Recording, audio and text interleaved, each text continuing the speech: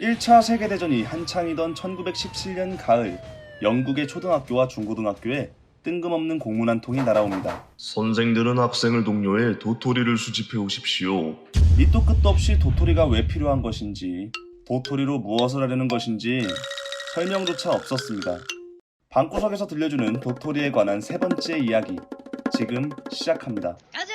영국은 우리나라처럼 도토리를 무기나 떡처럼 식용으로 사용하는 나라가 아닙니다. 그런데 전쟁이 한창인 이 시국에 도토리를 모아서 도대체 어디에 쓰려고 했던 것일까요?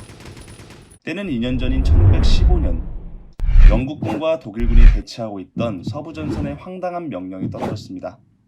치열하게 포격을 주고받던 영국군에게 정부가 한다는 말이 하루에 4발 이상 포 사격을 하지 말라고 지시한 것이었죠. 포탄뿐 아니라 소총도 아껴 쓰라고 난리도 아니었습니다. 이처럼 터무니없는 지시가 내려진 데는 물론 이유가 있었죠. 탄약이 떨어졌으니까. 영국군은 물론 연합군 전체의 탄약 비축량이 바닥을 드러낸 상태였는데, 그렇다면 영국 본토가 털린 상태가 아니니까 탄약을 생산하면 되지 않나? 라고 생각할 수도 있는데, 제조에 필수적으로 들어가는 한 가지의 재료가 부족해서 생산이 불가능한 상태였습니다. 부족했던 재료는 바로 아세톤.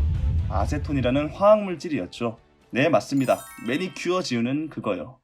이때까지만 해도 아세톤은 박달나무, 밤나무, 단풍나무와 같은 목재를 밀폐된 용기에 넣고 열을 가해서 생산했는데, 전쟁이 지속되는 바람에 목재 자체가 부족한 수준이 아니라 구할 수 없는 상황이 되어버렸죠.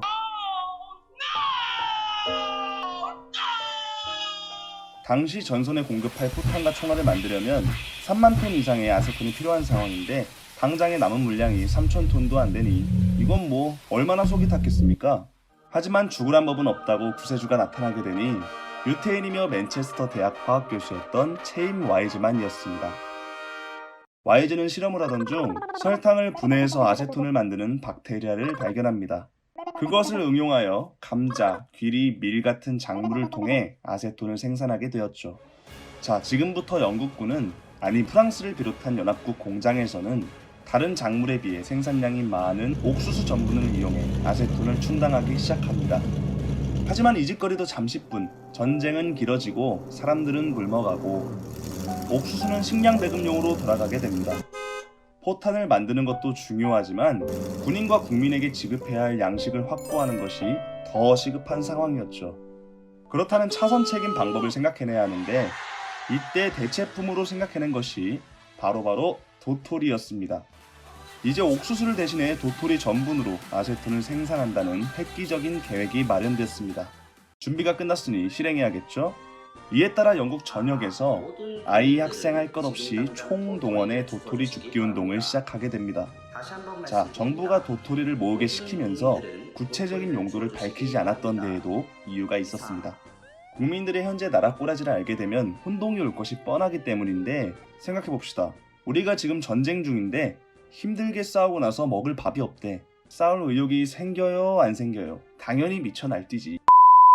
이러한 이유 외에도 어딘가 존재할 수도 있는 스파이를 대비하기 위함이기도 한데, 당시 적이었던 독일도 아세톤이 부족한 상황인지라 제조 비밀이 새나갈 것을 우려한 것이었죠. 이렇게 다같이 으쌰으쌰 도토리를 모으기 시작합니다. 선생들과 학생들은 도토리를 얼마나 열심히 모아졌겠는지 화물열차로 수송하지 못할 정도로 기차역마다 도토리가 쌓이고 또 쌓이고 넘쳐났습니다. 이렇게 해서 목표로 했던 도토리가 단기간에 넉넉히 채워지게 되었고 전쟁을 지속할 수 있었답니다. 여담으로 전쟁에 크게 가담했던 와이즈만 박사는 1949년 이스라엘 초대 대통령으로 선출되어 영국의 1차 세계대전 승리와 이스라엘 건국 배경에 엉뚱한 공통점이 생겨버리게 됩니다. 방구석 식충이가 들려주는 이야기가 재밌었다면 구독, 좋아요 살포시 눌러주세요. 더 유익하고 재밌는 영상을 제작하는 데 힘이 된답니다.